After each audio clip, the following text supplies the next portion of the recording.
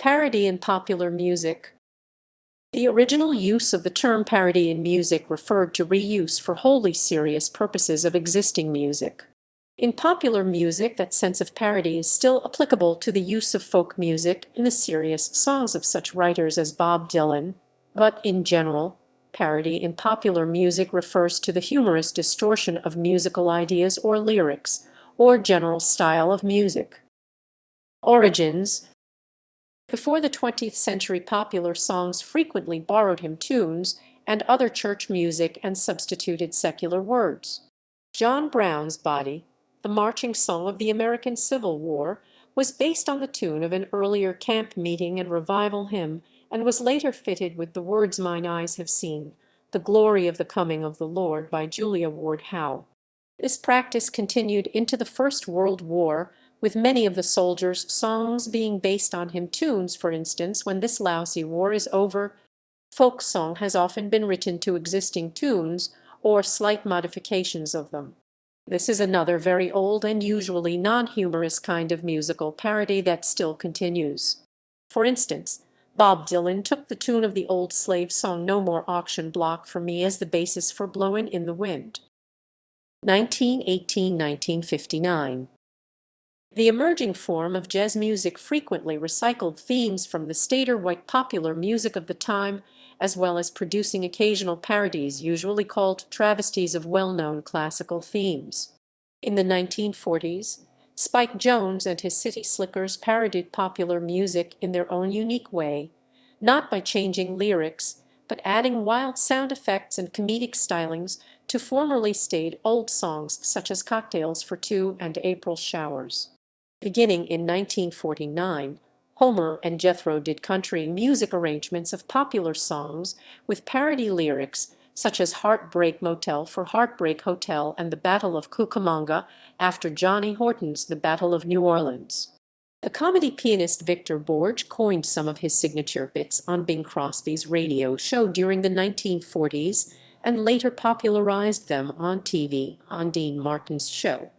Borge parodied classical composition styles by taking a very well-known tune like "Happy Birthday to You" and playing it in the styles of Mozart, Brahms, Wagner, Beethoven, and others.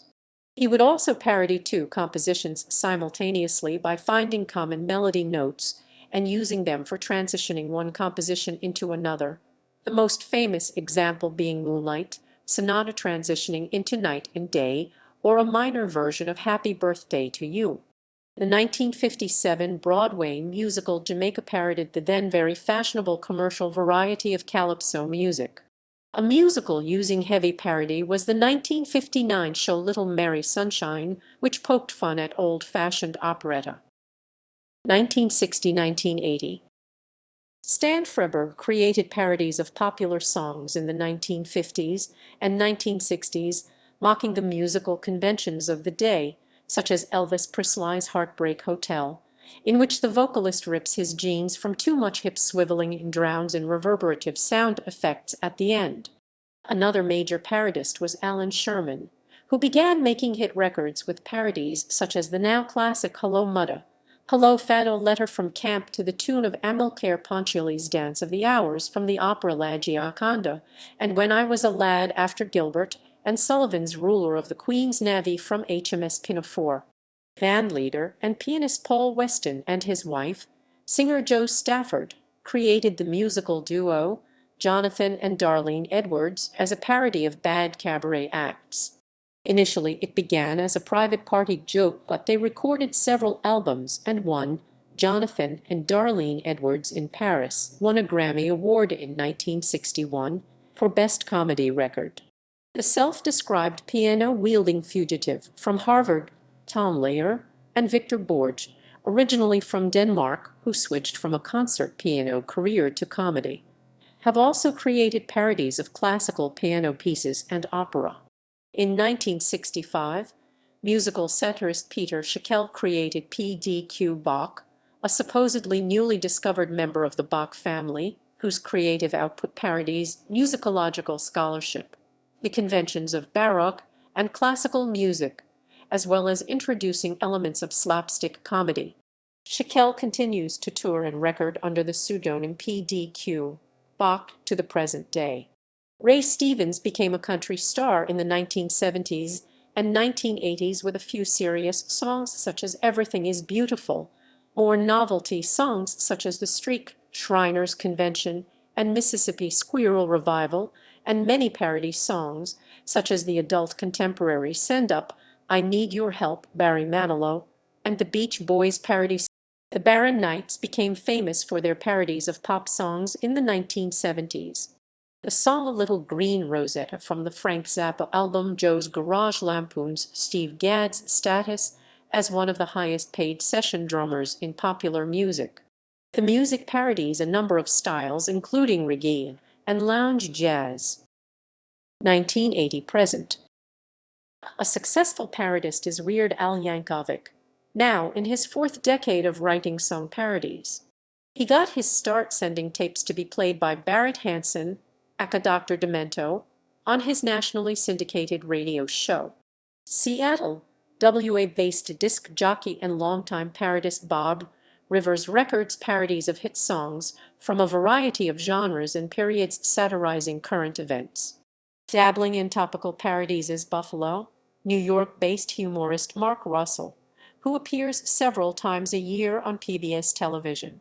The New York, NY performing troupe Forbidden Broadway annually parodies the Great White Way's most popular current musicals and their songs on stage and recordings.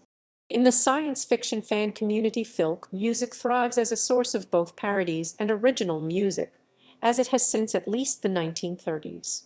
Tom Leyr's song The Elements adapts a tune from Gilbert and Sullivan to the periodic table, and more recently he turned That's Entertainment into a précis on his real vocation. That's mathematics, carefully altering the melody to avoid litigation. Ray Charles wrote his hit song, I Got a Woman, as a paraphrase on gospel songs, which provoked anger from the Christian community. The 1992 film Sister Act had Whoopi Goldberg's character do the opposite, with Mary Wells' My Guy rewriting its lyrics and subsequently retitling it as My God to accommodate the nun choir. Richard Cheese and the Lounge Kittens produced parodies not in the traditional sense of someone like Yankovic, but rather derive their humor from exactly the opposite means. While traditional parody puts new lyrics to largely unchanged music, they keep the lyrics intact but alter the musical style, thus altering the intent of the song. The humor comes from the juxtaposition of very familiar lyrics from popular rap, metal, and rock songs, particularly containing profane, violent, or sexually explicit lyrics, with their exceedingly clean, white bread, campy, lounge style. Me First and the Gimme Gimmes does likewise. In a complete opposite manner, they perform hard, sped-up punk renditions of folk songs, soft rock, show tunes, R&B, and other genres not usually associated with punk. Yankovic has also ventured into this practice. All but two of his albums feature medleys of either classic rock or then current hit songs done as fast polkas. Ray Stevens has had hits of Glenn Miller's In the Mood done in the style of Clucking Chickens, and a honky-tonk or bluegrass version of Michael Jackson's Bad. Musical parody in recent years has included the 2005 musical Altar Boys, which parodies both Christian rock and the boy band style of pop. The Christian parody band Apologetics, who have targeted popular music from the 1950s to the present, and the Capitol Steps, a group of current and former U.S. Congress staff members based in Washington. Mack Sabbath, a tribute band, who perform Black Sabbath songs with rewritten lyrics satirizing the fast food industry in McDonald's-themed costumes and stage theatrics, went viral in late 2014, bringing the band notable press coverage and enabling them to tour internationally. In 2009, a group from London, The Midnight Beast, gained fame after posting on YouTube their parody of the song TikTok by Key Dollar Ha. Since then, the group has parodied other pop songs. Another major parody music artist called Rucka Rucka Ali also made a parody of TikTok by Key Dollar Ha called Go Cops. Rucka Rucka Ali's Go Cops song has accumulated over 11 million hits on YouTube, not including re-uploads. A popular theme of parodies on YouTube today is video games, with the most common ones being Call of Duty, Grand Theft Auto, and the most prevalent Minecraft. As it has become easier to publish songs quickly online, increasing volumes of topical, comic parodies have begun to emerge. In the UK, these have tended to be similar in nature to the type of news-inspired songs which have regularly appeared on BBC Radio 4 Comedy, the Now show since 1998. The Amateur Transplants, one group which produced these, came to public attention in 2005 with a song London Underground, satirizing the then strikes and parodying the Jam song Going Underground. London writing team Catherine and Nick have also produced a wide range of satirical songs to raise awareness for their other writing. Legal issues. Mad magazine provoked an early legal backlash against parody when in 1961 the magazine published a songbook in which various topical ditties, such as The Last Time I Saw Mary's, Albert Einstein, and There's No Business Like No Business, were included in poem format, with a parenthetical phrase after each title stating sung to the tune of. Several music publishers joined in a lawsuit taking the magazine to court. The matter eventually reached the U.S. Supreme Court, which declined to review the decision by a lower court, dismissing the suit against Mad. Musical parody was briefly threatened in the mid-1990s when a case Campbell v. Acuff Rose Music, Inc. However, the ruling was in favor of the rappers, finding that the fair use doctrine extended to parody as protected derivative work. On October 3, 2007, Born Company, music publishers filed a lawsuit accusing the FOX show Family Guy of infringing its copyright on the song When You Wish Upon a Star through a parody song entitled I Need a Jew, appearing in the episode When You Wish Upon a Weinstein. Born Company, the sole United States copyright owner of the song, alleged the parody pairs a thinly veiled copy of their music with anti-Semitic lyrics. Named in the suit were 20th Century Fox Film Corp., Fox Broadcasting Company, Cartoon Network, McFarlane, and Murphy. The suit sought to stop the program's distribution and asked for unspecified damages.